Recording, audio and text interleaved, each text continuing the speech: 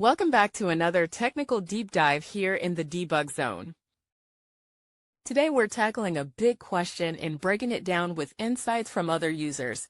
Hopefully this clears up some misconceptions and helps you get the answer you need. So buckle up, stay a little curious, and let's jump right in.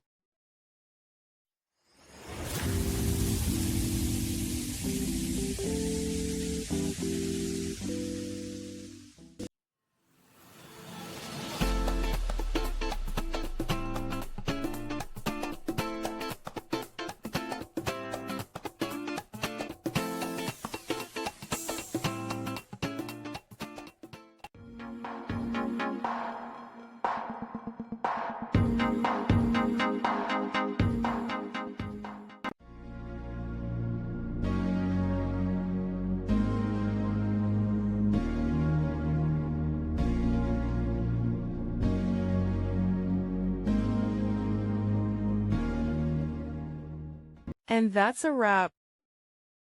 I hope you found the answer you were looking for. If you did, take a second to hit that subscribe button. It really helps out. And let me know in the comments which solution worked best for you. See you next time in the debug zone.